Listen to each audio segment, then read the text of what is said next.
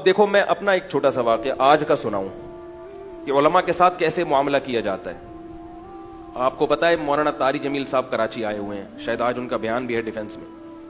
مجھے کل اطلاع ملی کہ حضرت تشریف لا چکے ہیں. میرے پاس فون آیا کہ آپ اگر ملنا چاہیں تو ان کو ڈائریکٹ کال کر لیں.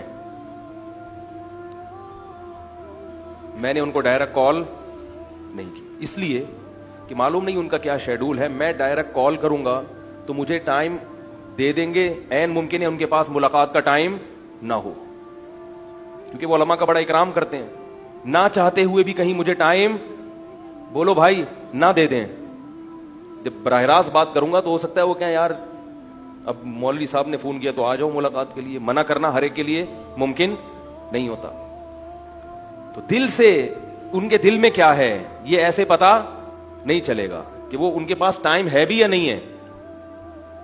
میں نے ان کے کسی شاگرد کو فون کیا جو ان کے ساتھ سفر میں تھے.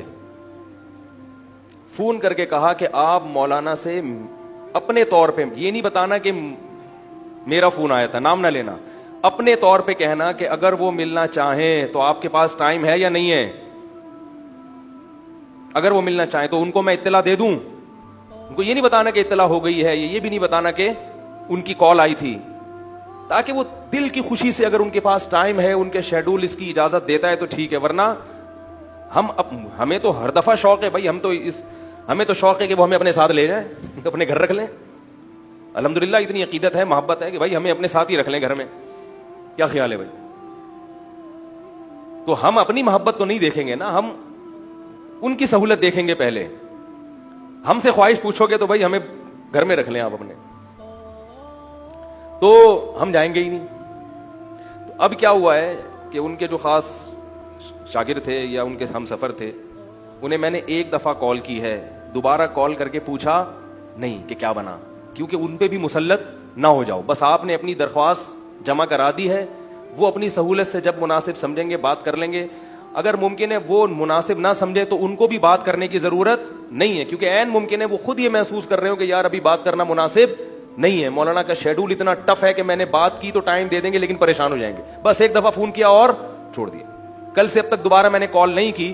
کسی اور کی کال آئی کہ مولانا کا شیڈول بہت ٹف ہے, ان کے اتنے اسفار ہیں, ڈیفنس بیان, پھر وہاں سے وہاں, پھر وہاں سے وہاں, پھر ابھی لندن جا رہے ہیں, کسی کو بھی ملاقات کا ٹائم بولو بھائی نہیں دے رہے. بس ٹھیک ہے, آرام سے بیٹھے ہوئے ہنسی خوشی زندگی گزار رہے ہیں, وہ بھی خوش. اور ورنہ کیا ہوگا کہ یار یہ پھر آ گیا تو پھلترو کی طرح چپک ہی گیا ہے. ایک مصیبت یار تھوڑا سا فری کرا لیا تو اب ایلفی کی طرح چپک گیا ہے. تو بھائی خود بھی ہنسی خوشی زندگی گزارو, دوسروں کو بھی سہولت سے زندگی بولو بھائی گزارو. کسی کے ہاں بھی جا رہے ہو, کسی کے ہاں بھی, اصول یہی ہے, کسی کے ہاں بھی جا رہے ہو تو بوجھ نہ بنو کسی کے اوپر, اس کی سہولت دیکھو. یہ آداب ہیں معاشرت کے, آپس کے رہن سہن کے, جس کا شریعت نے ہمیں حکم دیا ہے. سمجھ میں, علماء کی زیارت بہت بڑی عبادت ہے, بہت بڑی عبادت, لیکن ٹینشن دے کے نہ ہو. یہ بھی میں کہتا ہوں بہت بڑی غنیمت ہے کہ اس زمانے میں لوگوں کو علماء سے محبت ہے, مولویوں سے محبت ہے. ورنہ جو میڈیا نے محنت کی ہے نا, ایسی کھرچ کھرچ کے محبت دلوں سے نکالی ہے علماء کی. میں قدر کرتا ہوں ان لوگوں کی جو علماء سے محبت کرتے ہیں. تو محبت تو بہت اچھی چیز ہے, لیکن محبت کا اظہار کیسے کرنا ہے اور محبت کے اثرات کیا مرتب ہونے چاہیے, اس کا عام طور پہ پبلک کو پتا نہیں ہوتا. مثل مشہور ہے کہ اندھی کے بچہ ہوا, چوم چوم کے مار دیا اس کو جان سے. اس کو ایک اندھی عورت کے بچہ ہوا تو نظر تو آ نہیں رہا تھا, ٹھیک ہے نا, اتنا گلا دبا دبا کے اس کو چوما, وہ سانس گھٹنے سے مری گیا بیچارہ. تو اب اگر ایک آدمی کہہ رہا ہے بھائی میرے پاس ٹائم نہیں ہے, میرے لیے بہت مشکل ہے, تو پیچھے نہیں پڑنا چاہیے. تو بیان کے لیے بہت زیادہ کسی کے پیچھے پڑنا, کھلانے کے لیے, اور یہ صرف میرے ساتھ معاملہ نہیں ہے, سب لوگوں کے ساتھ یہی شکایت ہے. آپ کسی کو کسی بیماری میں پرہیز بتاؤ کہ یہ نہیں کھاؤ, وہ کہتا ہے میں اس پر عمل نہیں کر سکتا, دعوتوں میں تو جانا پڑے گا اور نان تافتان تو کھانے پڑتے ہیں, وہاں کولڈ ڈرنک بھی ہے, وہاں رس ملائی بھی ہے, اور وہاں یہ بھی ہے, اور وہاں وہ بھی ہے. تو میں کہتا ہوں پھر کھاؤ, پبلک کو خوش کرو, اور شوگر کے مریض بن کے واپس آؤ تھوڑے دنوں میں. جب شوگر کی بیماری ہوگی اس کے بعد بھی تو لوگوں سے کہو گے نا کہ یار میں نہیں کھا سکتا. بات سمجھ میں آ رہی ہے؟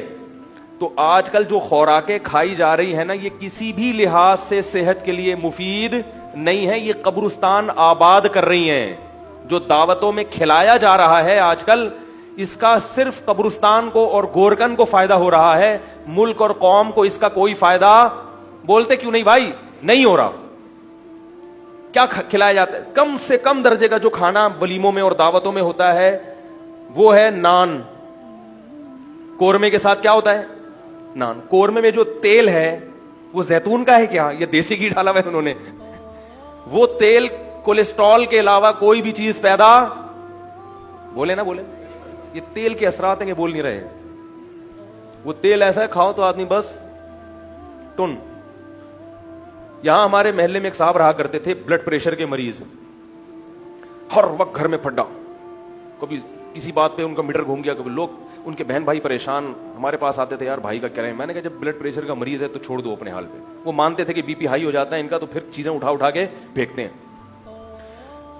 اور جوان آدمی 30-35 سال کا, پلیٹیں اٹھا اٹھا کے گھر میں, شادی شدہ آدمی, بچے بھی اس کے, سب گھر والے پریشان.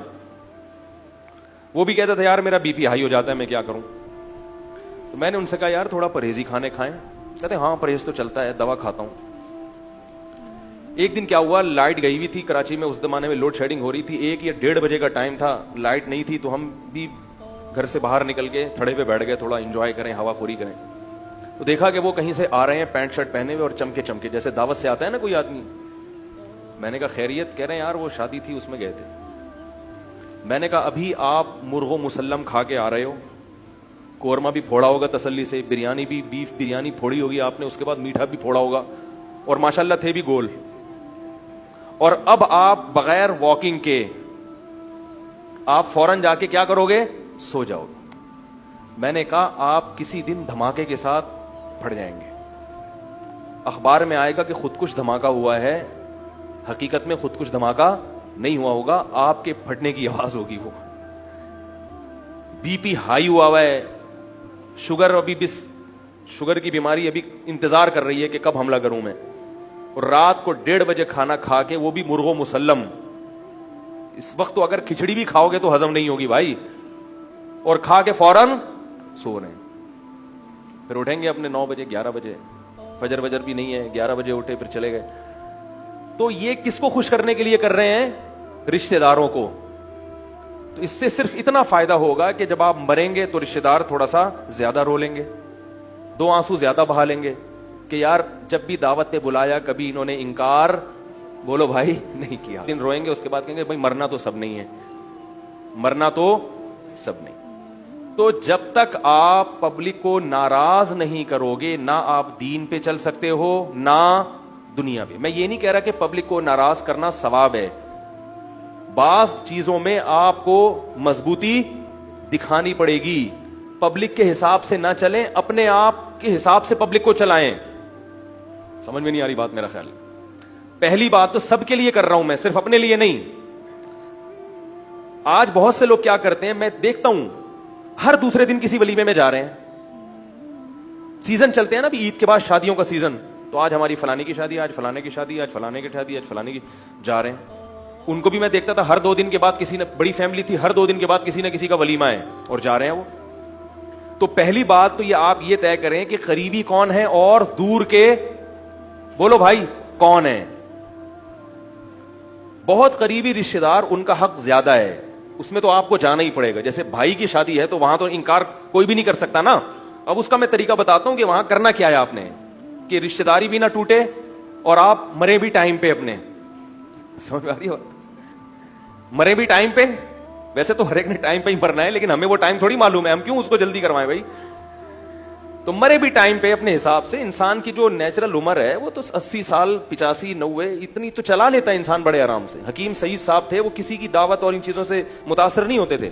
78 سال کی عمر میں 2 گھنٹے ٹینس کھیلتے تھے وہ. حکیم محمد سعید شہید کا نام سنا ہے نا آپ لوگوں نے؟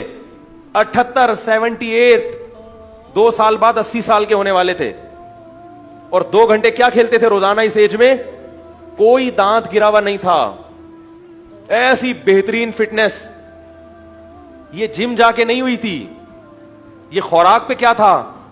بولو, control